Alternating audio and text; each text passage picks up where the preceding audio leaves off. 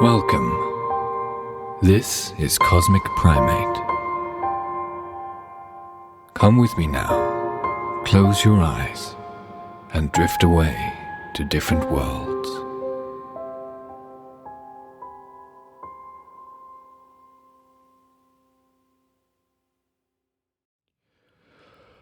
Runaround by Isaac Asimov.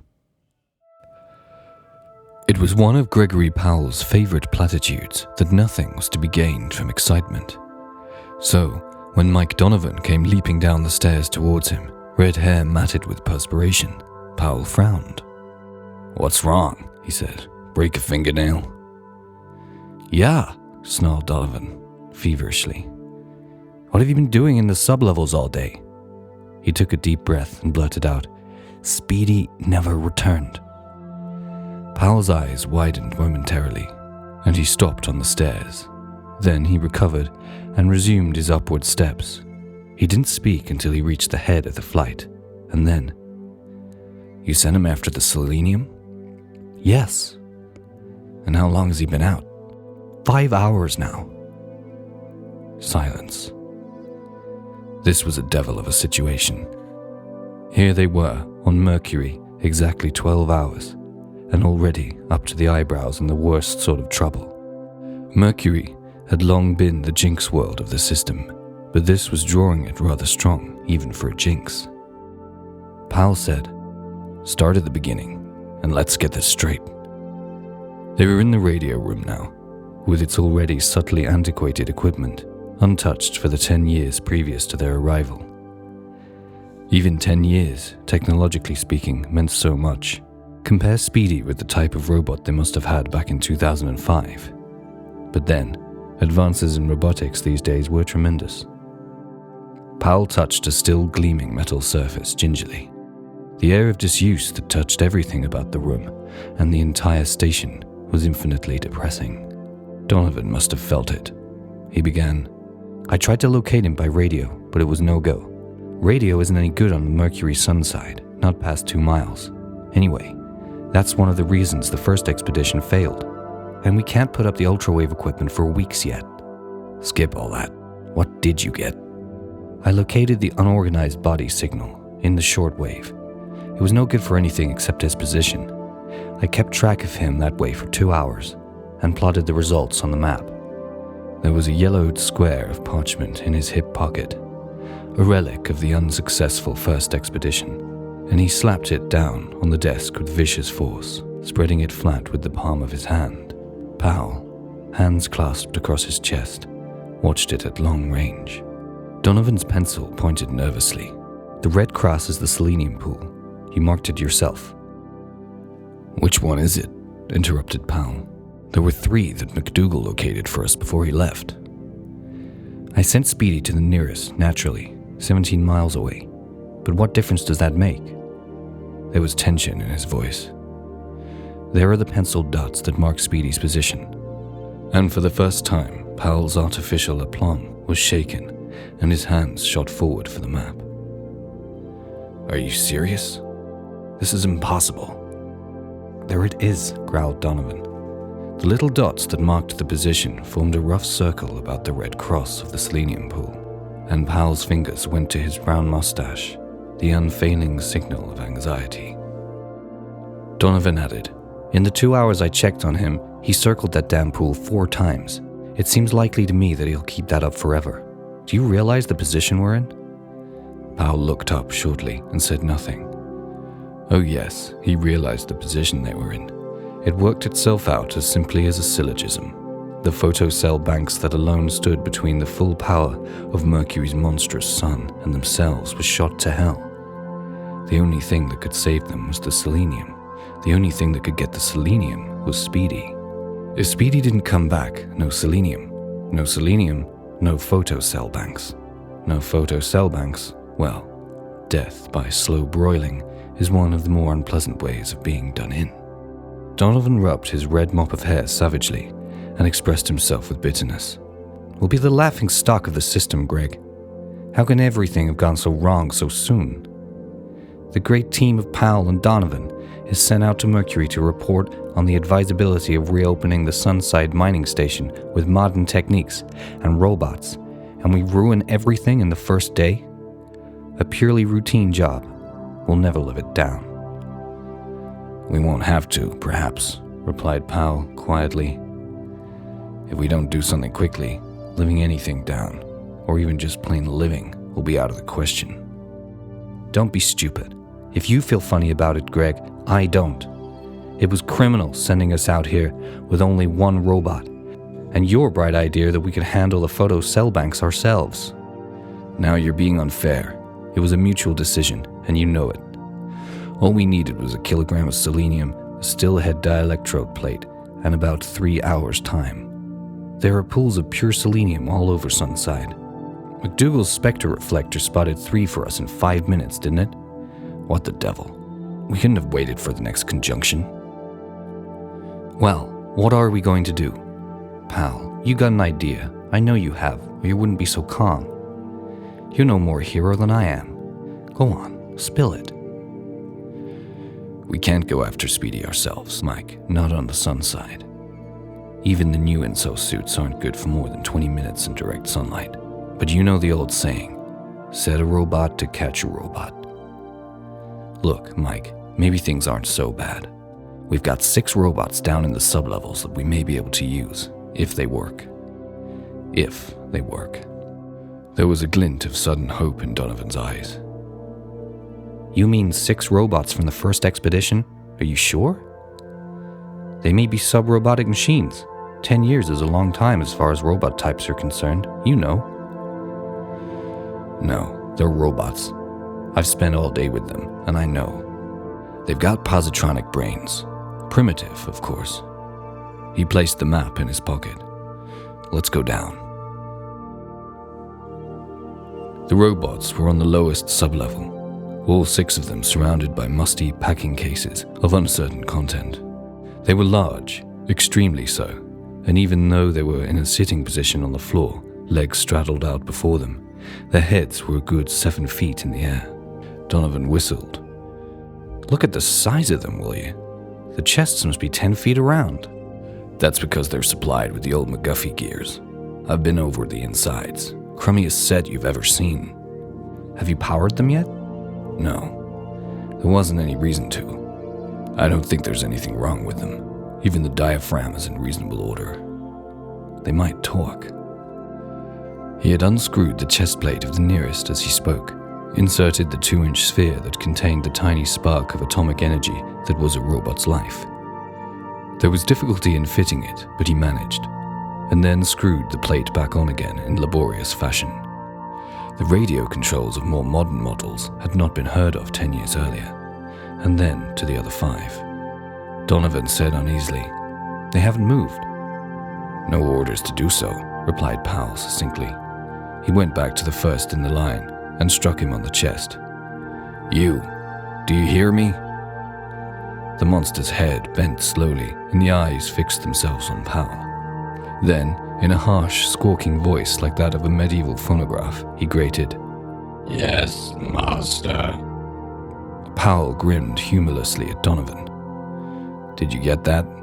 Those were the days of the first talking robots, when it looked as if the use of robots on Earth would be banned. The makers were fighting that, and they built good, healthy slave complexes into the damned machines." "It didn't help them," muttered Donovan. "No, it didn't, but they sure tried." He turned once more to the robot. "Get up." The robot towered upward slowly, and Donovan's head craned and his puckered lips whistled.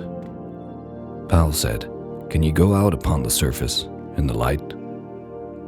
There was consideration while the robot's slow brain worked. Then, "Yes, master."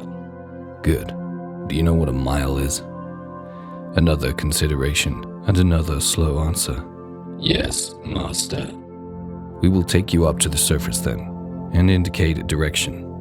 You will go about 17 miles, and somewhere in that general region you will meet another robot, smaller than yourself. You understand so far?" "Yes, master." "You will find this robot and order him to return. If he does not wish to, You are to bring him back by force." Donovan clutched at Powell's sleeve. "Why not send him for the selenium direct?" "Because I want Speedy back, nitwit. I want to find out what's wrong with him." And to the robot, "All right, you follow me." The robot remained motionless, and his voice rumbled. "Pardon, Master, but I cannot. You must mount first." His clumsy arms had come together with a thwack, blunt fingers interlacing. Powell stared and then pinched at his moustache. Uh-oh. Donovan's eyes bulged. "We've got to ride him? Like a horse?" "I guess that's the idea. I don't know why, though. I can't see... Yes, I do. I told you that they were playing up robot safety in those days. Evidently, they were going to sell the notion of safety by not allowing them to move about without a man out on their shoulders all the time. What do we do now?" "That's what I've been thinking," muttered Donovan. "We can't go out on the surface with a robot or without. Oh, for the love of Pete." He snapped his fingers twice. He grew excited. "Give me the map you've got. I haven't studied it for 2 hours for nothing. This is a mining station. What's wrong with using the tunnels?" The mining station was a black circle on the map, and the dotted lines that were the tunnels stretched out about in spiderweb fashion. Donovan studied the list of symbols at the bottom of the map. "Look," he said, "the small black dots are openings to the surface, and here's one maybe 3 miles away from the selenium pool. There's a number here. You'd think that they'd write larger. 13A. If the robots know their way around here." Powell shot the question and received the dull, "Yes, Master," in reply. "Get your inso suit," he said with satisfaction. It was the first time either had worn the inso suits, which marked one time more than either had expected to upon their arrival the day before, and they tested their limb movements uncomfortably. The inso suit was far bulkier and far uglier than the regulation spacesuit, but withal considerably lighter, due to the fact that they were entirely non-metallic in composition, composed of heat-resistant plastic and chemically treated cork layers, and equipped with a desiccating unit to keep the air bone dry. The inso-suits could withstand the full glare of Mercury's sun for 20 minutes, 5 to 10 minutes more as well, without actually killing the occupant. And still the robot's hand formed the stirrup, nor did he betray the slightest atom of surprise for the grotesque figure into which Powell had been converted. Powell's radio-harshened voice boomed out. "Are you ready to take us to exit 13A?" "Yes, Master." Good, thought Powell. They might lack radio control, but at least they were fitted for radio reception. "Mount one or the other, Mike," he said to Donovan. He placed a foot on the improvised stirrup and swung upward. He found the seat comfortable. There was the humped back of the robot, evidently shaped for this purpose. A shallow groove along each shoulder for the thighs, and 2 elongated ears, whose purpose now seemed obvious. Powell seized the ears and twisted the head.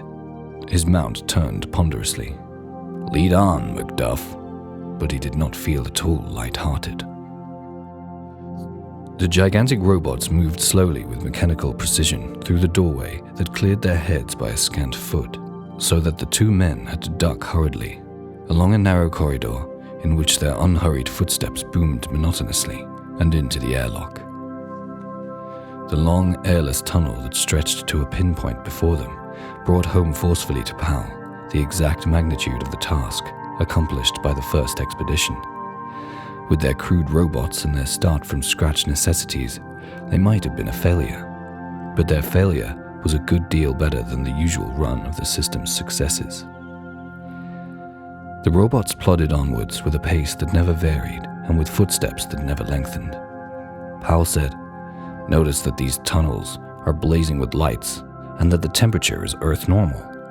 It's probably been like this all the 10 years that this place has remained empty." "How's that?" "Cheap energy. Cheapest in the system. Sun power, you know, and on Mercury's sun side, sun power is something. That's why the station was built in the sunlight rather than in the shadow of a mountain. It's really a huge energy converter.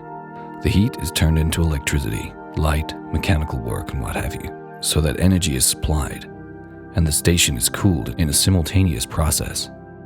Look, said Donovan, this is all very educational, but would you mind changing the subject?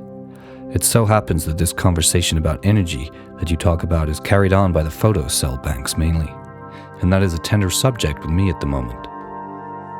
Powell grunted vaguely, and when Donovan broke the resulting silence, it was to change the subject completely.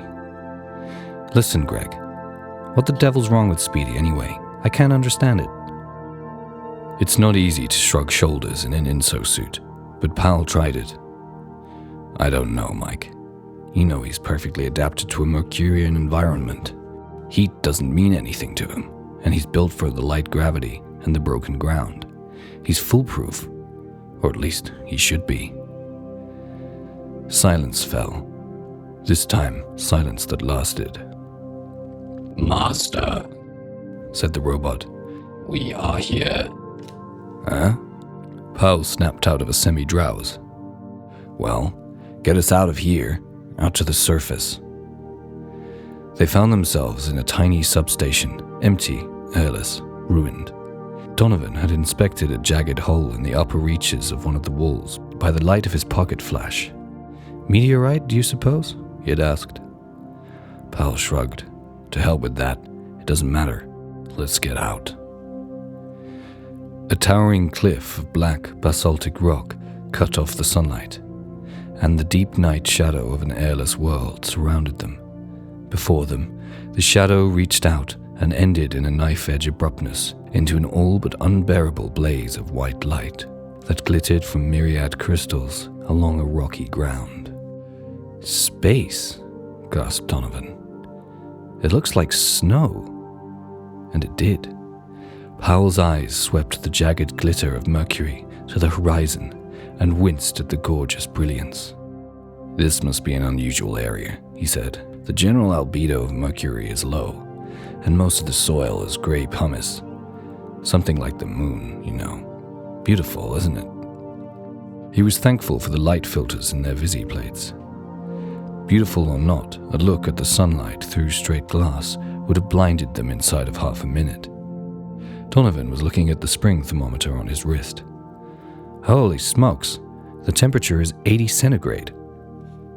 Powell checked his own and said, a little high atmosphere, you know. On Mercury? Are you nuts? Mercury isn't really airless, explained Powell in absent-minded fashion. He was adjusting the binocular attachments to his visiplate, and the bloated fingers of the inso suit were clumsy at it. There is a thin exhalation that clings to its surface, vapors of the more volatile elements and compounds that are heavy enough for Mercurian gravity to retain. You know, selenium, iodine, mercury, gallium, potassium, bismuth, volatile oxides. The vapors sweep into the shadows and condense, giving up heat. It's sort of a gigantic sill. In fact, if you use your flash, you'll probably find that the side of the cliff is covered with, say, hoar sulfur, or maybe quicksilver dew. It doesn't matter though. Our suits can stand a measly 80 indefinitely. Powell had adjusted the binocular attachments so that he seemed as eye-stalked as a snail. Donovan watched tensely. See anything? The other did not answer immediately, and when he did, his voice was anxious and thoughtful. There's a dark spot on the horizon that might be the selenium pool. It's in the right place, but I don't see Speedy. Powell clambered upward in an instinctive striving for a better view, till he was standing in unsteady fashion upon his robot's shoulders, legs straddled wide, eyes straining. He said, I think... Yes, it's definitely he. He's coming this way. Donovan followed the pointing finger. He had no binoculars, but there was a tiny moving dot, black against the blazing brilliance of the crystalline ground. I see him, he yelled. Let's get going. Powell had hopped down into a sitting position on the robot again, and his suited hand slapped against the gargantuan's barrel chest. Get going. Giddy up, yelled Donovan, and thumped his heels spur fashion. The robot started off, the regular thudding of their footsteps silent in the airlessness. For the non-metallic fabric of the exosuits did not transmit sound. There was only a rhythmic vibration just below the border of actual hearing. "Faster!" yelled Donovan. The rhythm did not change. "No use," cried Powell in reply. "These junk heaps are only geared to one speed. Do you think they're equipped with selective flexors?" They had a burst through the shadow, and the sunlight came down in a white-hot wash and poured liquidly about them. Donovan ducked involuntarily. "Wow, is it imagination or do I feel heat?" "You'll feel more presently," was the grim reply. "Keep your eye on Speedy." Robot SPD-13 was near enough to be seen in detail now.